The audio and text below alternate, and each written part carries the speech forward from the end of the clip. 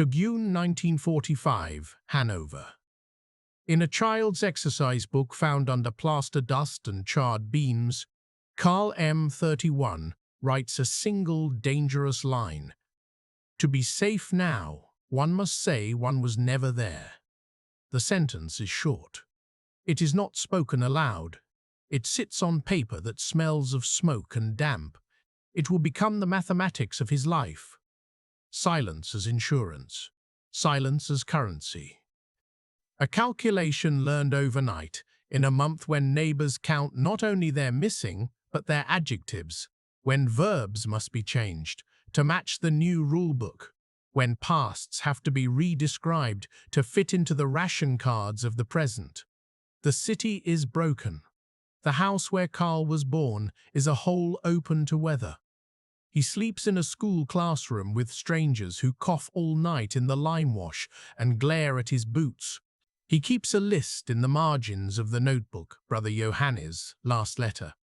February 1945, somewhere near the Oder. Father, dead in 1943, of a stroke after the second big raid. Mother, in a village near Celle, if the rumor is true, no mail since March. He lists things with numbers, 1 shirt, 2 big, 3 books in the satchel, 1 without a cover, 6 cigarettes, 2 potatoes, 2 potatoes. He writes down names of streets he cannot yet bring himself to walk. Hanover, June 1945, is a rubble field with trains of homeless moving through it. The Trümmerfrauen line up at dawn with handcarts. They swing their picks into mortar joints. They lift brick after brick, scrape, stack, count. They count because counting is survival. 10 intact bricks mean a shelf. 30 mean a window. 212 mean a corner without wind. Every 10th brick is broken. The arithmetic of homecoming is savage. If one of you returns, 2 must make room. If 2 return, 4 must move on. The British arrived here in April.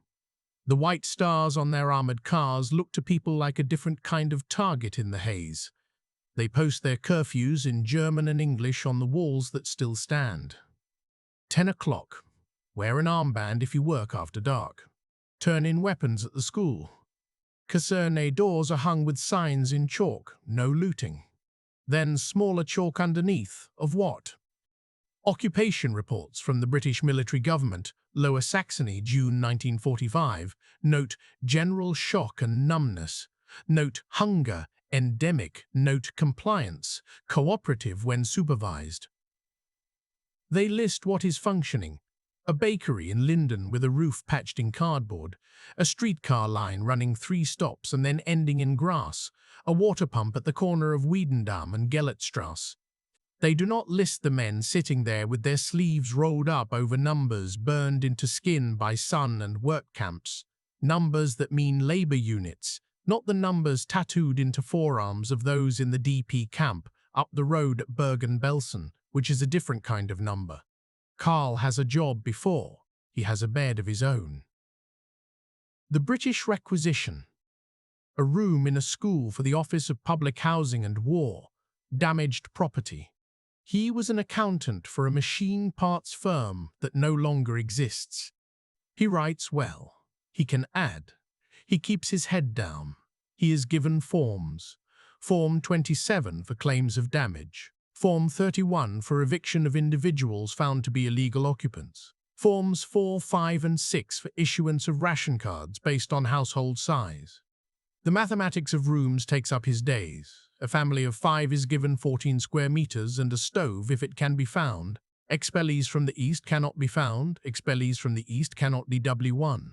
He files the order and reads the list of villages emptied by war and then by decree. Breslau, Königsberg, Stettin. He writes them down as if that will make them real inside the ruined geography of Westphalia and Lower Saxony. The first weeks feel like the inside of a throat after shouting. There is less noise suddenly and more listening. Listening for steps on the stair. Listening for the boots of the British patrol. Listening for the word that will decide if a person can eat. Mitchgehen. when someone says there is a soup kitchen at the church, or bleiben, when the talk is of denazification hearings. Carl keeps listening. He hears an old woman in the line say, "We deserve worse." He hears a man say, "If only they had let him be." He hears both and writes neither in the notebook. He hears both and writes neither in the notebook. 1946 and 1947. The cold sits on the city and does not move. Prices on blackboards change with the weather and the trains. The question is calories. It is always calories. Allied statistics break them down with precision. A German adult requires 2,000 a day to work. The official ration sometimes falls to 1,000, sometimes to 700 in certain cities. Allied intelligence summaries out of the American zone use the language of artillery when they talk about food, tons per day. The mathematics of survival is a grim table. 500 grams of bread a day if you have a ration card, 20 grams of fat per week, 250 grams of meat when and if, being the phrase in so many reports that it becomes a liturgy of want. Cigarettes turn into coins. Lucky Strike and Chesterfield are now reckoned in rent. A pound of butter equals so many sticks. The British soldiers joke that the currency reform has already happened because nobody takes Reichsmarks. The black market at the ruins of the Aegidian church mutates like a living thing. You can buy a bicycle, a Bible, a piece of someone's wedding gown. A student in the line for bread murmurs, "Zigaretten sind jetzt die Staatsbank." Carl writes it in his notebook. He goes on Hamsterfahrten to villages near Celle, trading his father's gold watch and then his mother's brooch for potatoes, beets, sometimes grain if the farmer is willing. He writes the mathematics of these trips in neat rows. It looks like a ledger. It is, in fact, an anatomy. 1 watch, 2 5 kg potatoes, 2 eggs, 2 kg potatoes, kg capskin boots, too big. Discussion in barn about last year's men in uniforms. Farmer's wife says, "Sheen dicks to me," and then hands me a Sunday loaf. Denazification arrives as paper. More paper than bricks. There is a questionnaire. It is 22 pages in the American zone, shorter in the British. It asks where you worked. It asks what you wore. You must list every organization, every club. There is a column for the years. There are boxes next to names: NSDAP, SA, SS, NS Frauenschaft, Hitler Jugend, DAF. There is a space for explanations. In the files of the Sprüchkammer Hanover, 1946 through 1948, there are thousands of these forms. They sit today in the Bundesarchiv, in Lichterfelde, and in state archives in grey boxes with string closures. The handwriting is precise, old-fashioned, modern, messy, failing. The occupation authorities call them Fragebogen. The people call them confession and absolution by pencil. There are categories. The Sprüchkammer divide people with bureaucratic zeal. Hauptschuldige, major offenders, belastet offenders, minder belastet, lesser offenders, Mitläufer followers, entlastet exonerated. There is mathematics here too, a ratio of blame to positions needed in office. O.M. Guss reports from Bavaria and Hesse show the tension in tables by late 1946, 13 million Fragebogen collected. Some 3.6 million formally processed in Hesse, 2% labelled Hauptschuldige or belastet, the rest Mitläufer or entlastet. The British prefer a narrower focus on functionaries and high officials. The Americans begin broad. They end narrower. The reason is not secret. There is a country to run. There is coal to mine before the next freeze. There are schools to open and teachers to hire, and almost everyone taught something under the old flags. In February 1946, Carl sits in a cold room before a 3-man board. The hearing is called a Sprüchkammer. It is not a court, he tells himself, though it looks like one. A file with his name sits on the table. It contains the form he filled out honestly and then revised. He had joined the DAF because he had to. He had not joined the party until 1939, he writes, when his boss told him he would lose his job if he did not. He never attended a rally after 1941. He went to church. He gave money to the Winterhilf. He did his job. He did his job. He did not send anyone to a camp. He includes 3 Perselschein, affidavits of exoneration, from neighbors who say he was an apolitical man who kept to himself, from a priest who writes, he confessed his fear to me more than once. The men on the board are a former Social Democrat, a former member of the Stahlhelm now turned cooperative, and an American lawyer too cold in his thin uniform. The decision reads like a ledger entry, Minderbelastet. Fine of 500 RM. No public office for 3 years. Authorized for private employment. The mathematics of guilt has been brought to 0 with a line of ink. He returns to his desk at the housing office 2 weeks later because the British officer says he filed well. There are others who do not return. A former Kreisleiter simply disappears, rumored to be in Argentina, in Spain, in a room with a rope. A teacher is interdicted and sells pencils outside the station. An engineer is removed and then rehired when no replacement can be found. The obsession with pasts yields to the obsession with tonnage, an American colonel writes in a private letter now in the National Archives. If you want coal, you hire the men who ran the pit. The British point to the fact that everyone wore the same pin on their lapel once, and you cannot run a city with empty lapels. The mathematics of justice is not an equation anyone wants to look at directly. It is derived under pressure. It yields a result. On the other side of the barbed wire from the gentle city park, the displaced persons camp at Bergen-Belsen is a country. A survivor writes in July 1945, "We have our own police, our own coffee, our own funerals." The British occupation reports on DP morale, speak of intense desire for emigration. The Germans in nearby towns speak of fear and guilt, too often in the same tone, too often in the same tone.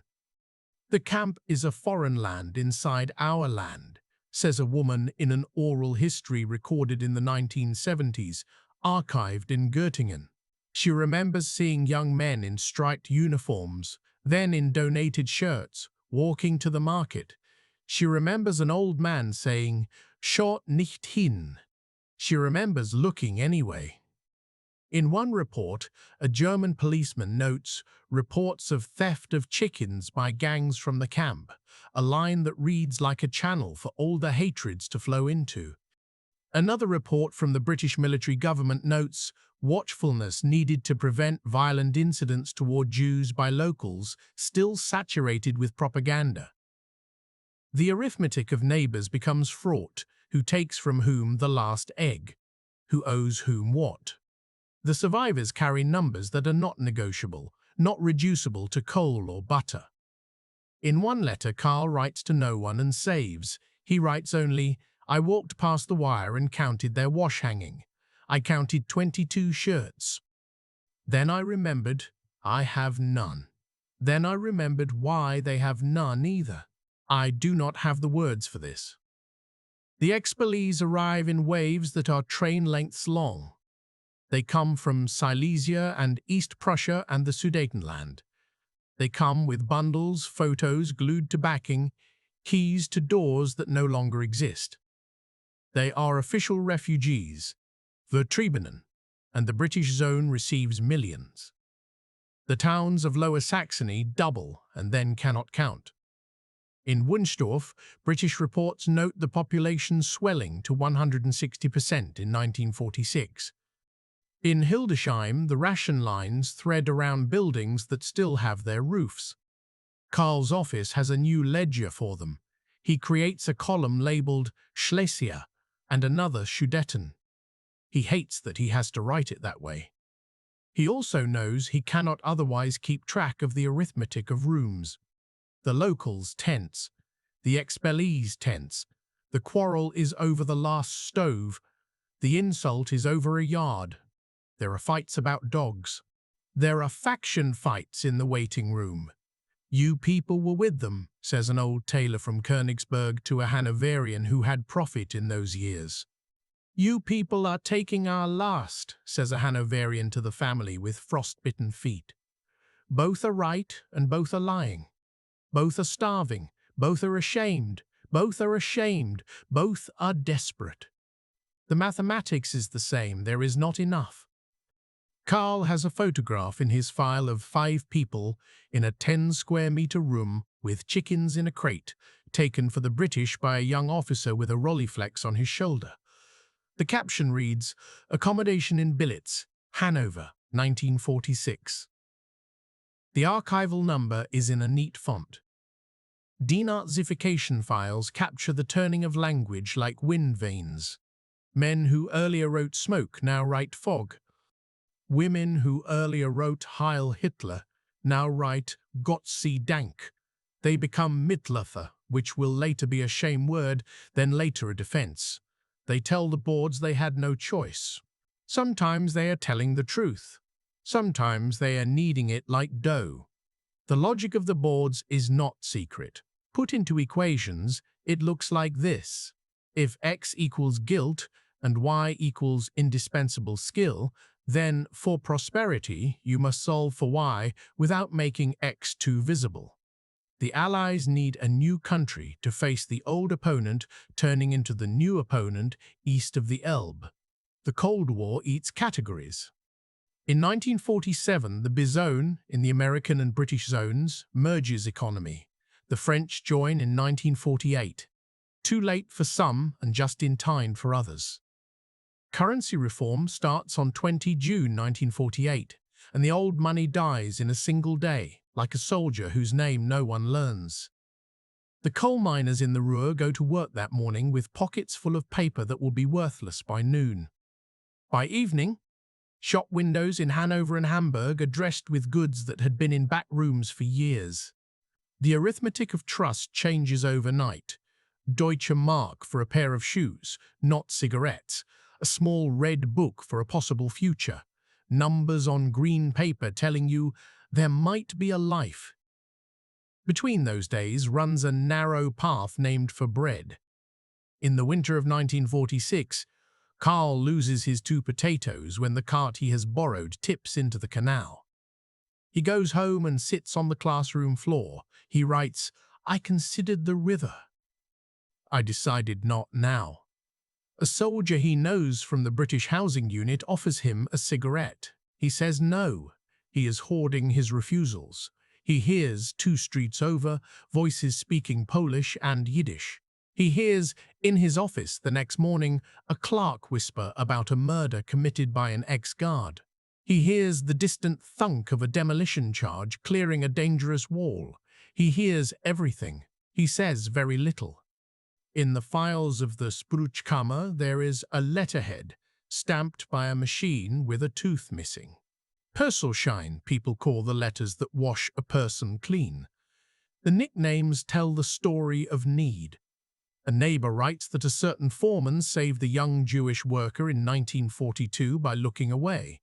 It may be true. A priest signs a dozen letters in an afternoon. It may be his honest testimony. The mathematics of virtue is run under duress. It is cold in the room. It is 1946. People are good and bad and hungry and frightened. The Allied intelligence summary is headlined, "Attitudes of German Population Know to Shift." In 1945-1946, people accept defeat. In 1947, cynicism returns. By 1948, the words "we were misled" appear everywhere. By 1949, votes get counted for parties that promise prosperity. Prosperity is a good argument. It always has been. Karl watches it flower in small ways. A new shop sign, a new bicycle bell, a train that runs 2 hours faster than last year. The Marshall Plan is a cargo manifest made manifesto. On 5 June 1947, Secretary of State George C. Marshall says in a speech at Harvard that Europe will be assisted if it arranges its own house, and Germans read the words in newspapers and in pamphlets printed in careful fonts. They see it on crates, ERP, European Recovery Program. They see tractors in fields that were horse-plowed since 1939. They see the stocks of coal measured in days go up from 3 to 15. The mathematics of calorie and coal turns into the mathematics of factory shifts and household budgets. There is a physics of hope at work in the late 1940s. It is not immaculate. It incorporates forgetting as a crucial element. Carl leaves the housing office for a job in a plant in Linden in 1950, once owned by a consortium that the letters IG and Farben once shadowed, now reorganized. He works in accounts again. He watches the mechanics tune the belts of machines sent from America. He watches the foreman who once wore one armband now wear another, a union one, talking about contracts in a language of rights that still sits awkwardly in his mouth. He has a pension contribution deducted the first time he signs on. He feels a small lift in his chest. He translates it into numbers. 5% this year, maybe 6% next. He has married in 1948. Her name is Lotta. She is a nurse's aide at the New City Clinic. She is patient with his lists and impatient with his silences. She knows that he does not sleep through the night. She knows that he has two nightmares, alternating. In one, he stands before a board with no mouth. In the other, he stands before a steel door with a voice that is not his. She holds his wrist when his pulse races. She looks at him as if numbers could be made into balm. They are not balm. They are a bandage. He raps again and again. The Cold War runs through their kitchen as a line on the radio in 1948 during the Berlin blockade and airlift. RIAS announces the tonnage delivered like weather.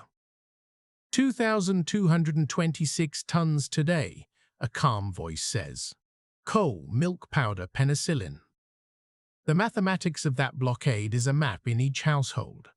Each person knows someone in Berlin or knows someone who knew someone.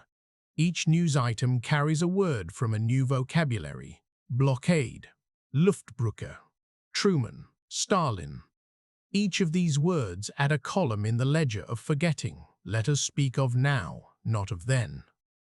The front line has moved and runs now through a divided city, not across a river deep in Poland. It also runs through the filing cabinets in Hanover and Hamburg and Munich, where denazification files are being put into boxes and then into cupboards and then into basements. A German schoolbook from 1952 sits today in the Bundesarchiv. Its chapter on the recent past has a pastel map. The British and Americans are blue and green, the Soviets are red. The men in the pictures are in suits.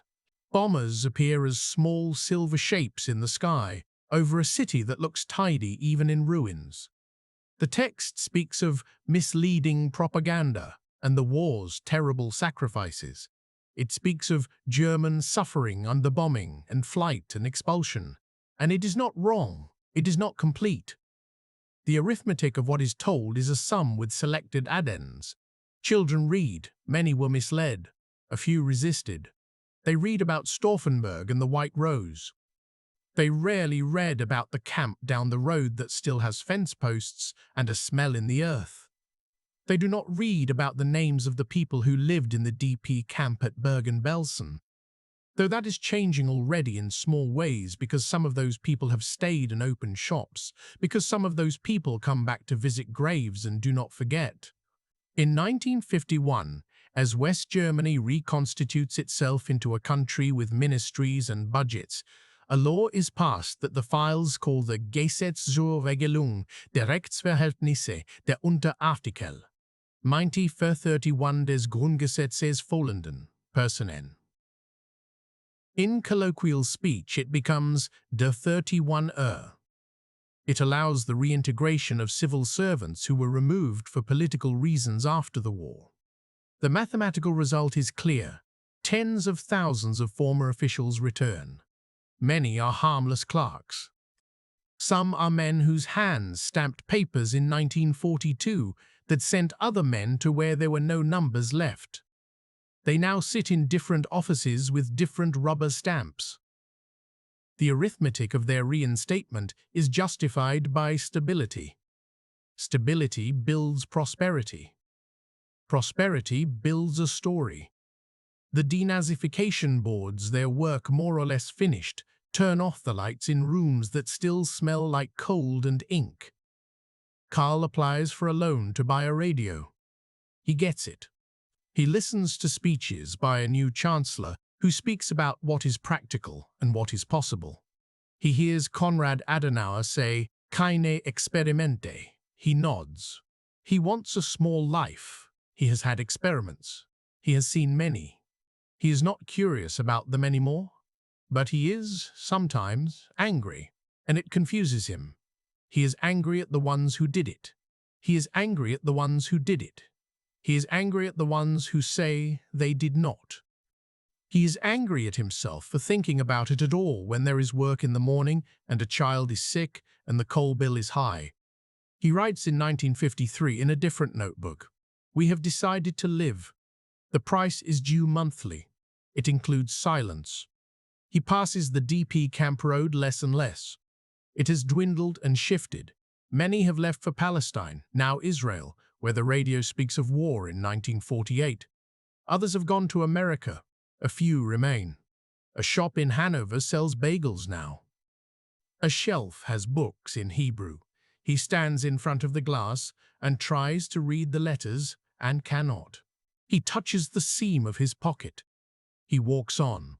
He knows and does not say that he will never quite understand his obligations to those he never met, and to those he used to see, and to those he pretends not to notice.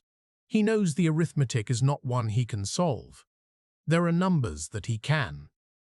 In 1957, Carl completes an audit of machine parts for export. He checks invoices stamped by a man who, he will later learn, joined the NSDAP in 1931. He approves them. He has no choice, he tells himself, because he has a quota. He has a target. He also has a friend who lost a sister in 1943 in a place he cannot name. He tells himself, it does not balance, and moves a digit one place to the left, as if this were about sums. Memory is not a ledger. It is a landscape of rubble that gets built on and then cracks again. He sees it in 1959 when a trial is announced in Urumom of men who served in a commando unit that killed Jews in 1941. The newspaper prints details. They are small and specific. A street, a town, the number shot. It is the mathematics of atrocities, which is different from the arithmetic of guilt because it does not end with restitution or a job. It ends with a question. The trials of Auschwitz in Frankfurt start in 1963. They are on the radio. He listens in his kitchen to a voice that says, "Who remembers now?" and another that says, "I do." He hears a line from a man who says, "I did not know." He hears the prosecutor, Fritz Bauer, push the words into place with the weight of years on them. The radio runs too loud, and his daughter asks him to turn it down because she cannot hear the pop song. He does not know what to do with the sound of his daughter's voice and the name of a gas van in the same room. He turns it down. He throws the towel over the radio. He smokes in the doorway. He will never entirely believe that he did what was possible. He will never entirely believe that there was much more he could have done. The mathematics of self-accounting is not clean. It is an asymptote. He approaches a line and never crosses and lives there. There are commemorations that feel like a compromise. The war memorial in the town near Hanover is rebuilt in 1954. The old names are there from 1914 to 1918. A new low wall holds the dates 1939 to 1945. It says Den Gefallenen. It says Den Offen. It says nothing else. The stone is good granite, the chiseling is clean. The townspeople stand with hat. A priest reads from the Beatitudes. A mayor speaks of dark years and sacrifice. A former soldier grips his hat with white knuckles. A woman squeezes a child's shoulder. The DP camp is already a housing settlement. The few graves left nearby are maintained by a thin man with a cap who speaks little German and is not asked to speak. The arithmetic of public memory is to move forward. The quiet mathematics of private memory is to find a way to live with two dates in one heart. School books change slowly. In 1960, the edition in Carl's daughter's classroom speaks more plainly than the earlier one, but the balance is still off. It is only in the 1970s that the weight shifts. Then students ask their parents what they did. The word Mitläufer loses its neutrality and becomes an accusation. The files, closed for decades, begin to be opened by scholars and then by people whose hands shake when they turn pages and find their names on lists with columns labeled gefördert or ausgeschlossen. But that is later. In the years after the war that this story inhabits, the arithmetic is steadier, calmer, colder. Coal, calories, jobs, votes, installments paid in silence. The front line passes not on a map, but in households. Contact with victims remains a crossing of lines on market days, a glance across a table where someone says, bitte, and means, I know you are here. There is a dentist in town with an accent. There is a woman selling cloth with a tattooed number under her sleeve that flashes once in sunlight and then is hidden. There is a rumor about a local policeman who helped and then was removed by someone more powerful. There are these small, concrete balances that are not tallied in any sum. Allied intelligence summaries do not capture them, nor do Bundespresseamt releases. Oral histories recorded decades later try. The voices in them say sentences like, I did not ask, and I asked and was told to leave it, and I pretended not to know until I had to know, and then I did not sleep. At his desk in 1952, Carl signs an allocation for a family from Breslau. He writes into the column, 2 adults, 3 children, 1 grandmother. He writes in the notes, good people, clean, reliable. He tells himself he is doing what he can. He is. It is not enough, and it is more than many. The mathematics of decency is small and cumulative. The cold mathematics of the Cold War asks different sums. Rearmament comes back into conversation in 1950 and then into reality in 1955. Soldiers in new uniforms march in parades in Bonn and Munich. The Bundeswehr is described as an army of citizens. Karl watches on the television the shop puts in its window and feels the floor tilt under his feet. His brother, never found, appears in that moment in the corner of the screen, a flicker only. He looks away and then back. A new grammar is imposed on old words. Duty becomes honorable again. Service becomes normal again. Service becomes normal again. Patriotism becomes possible again in climate-controlled sentences. It is necessary, he thinks, and he is mortified by that thought. The mathematics of national security does not take into account his stomach turning. There is an accident at the factory in 1956. A press crushes a hand. The men stand silent. The foreman swears and calls for a doctor. The next day, the machine stands idle for an hour in remembrance. Karl watches. He is moved by that more than by speeches. There is a ledger under the ledger.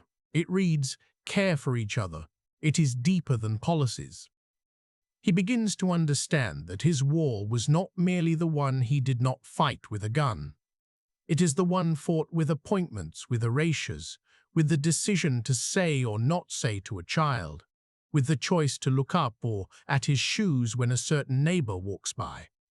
In a cupboard in his flat is a manila folder with some of his Spruchkammer papers, his housing department memos, and 2 letters he never sent. The folder is both a file and a shrine. He opens it in 1964 after listening to the Auschwitz trials again and reading in the newspaper that a man named Eichmann was hanged in Israel 2 years earlier. He holds the paper between 2 fingers like an insect he might release. He writes in a new notebook, the 5th in a series that begins with that line from 1945. To be safe now, one must say one was never there. He modifies it under the light coming from the kitchen, because the overhead bulb is broken and they save money. To live now, one must say what one did, and then also find a way to go on. He writes, and he knows that he will not speak these words easily, not to his daughter, who is a student and reads books with titles that accuse him, not to his wife, who knows everything and pretends to know less to keep peace. The arithmetic of guilt becomes the calculus of time. At first, there is total ignorance. Then there is a learning of facts as if in school. Then there is a knowing. Then there is the maintenance of 2 columns. He is good, and he is not good. He did what he could, and he did not do enough. He was forced, and he was not forced. The numbers will not cancel out. They continue through years like small debts. There is one more train. It runs in his memory. It leaves in 1941 from Hanover to the east. It carries people whose names appear in a red-bound book, Auswanderungen, 1939-1943. He did not stand at the station. He did not wave. He knows now some names. He recites them in his head sometimes when the room is quiet. He has not written them anywhere. He is ashamed of that. He writes in 1965, after a long walk past a new supermarket that sells bananas now, that he has learned to divide his day into hours for work, hours for family, hours for thinking, and half hours for thinking, and half hours for not thinking. He writes, "This is the life we have built.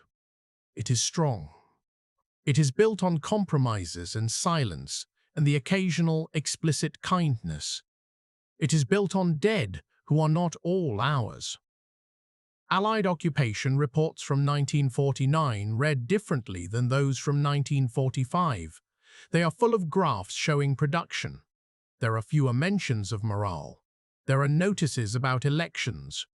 The first of them, in 1949, goes according to plan. People vote for parties with acronyms. They do not really vote for men with medals. The mathematics of democracy here is in pencils and folded papers.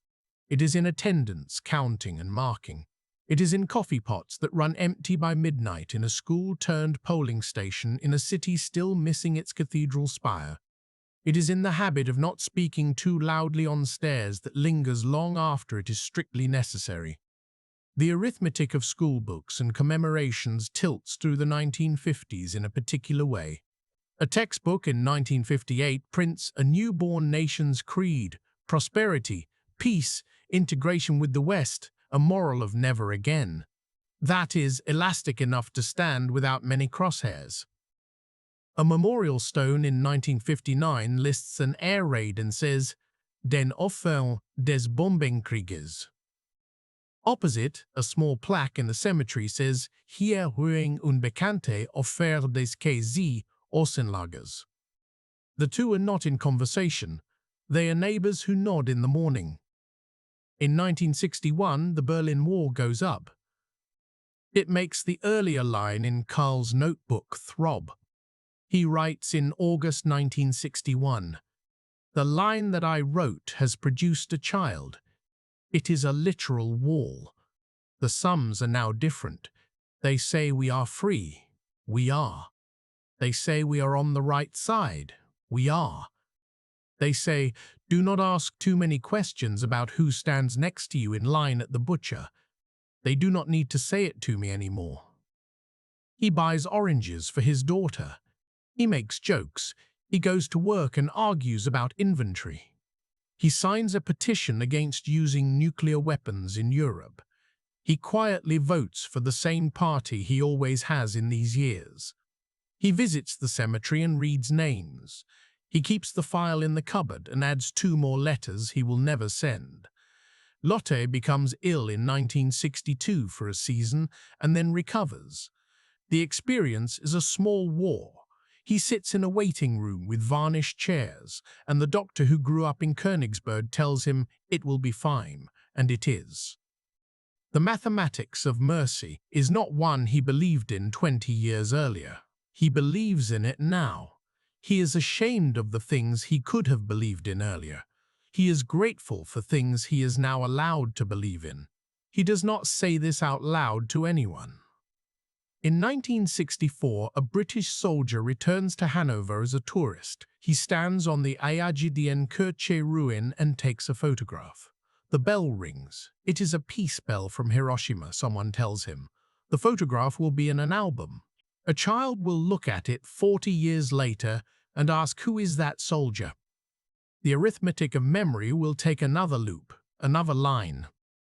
Carl sits at his table one evening in November 1965, rain on the pane, the radio low with a Bach piece leaking into both rooms of the small flat. He pulls out the notebook with the red cover. He reads the first page from 2 decades ago.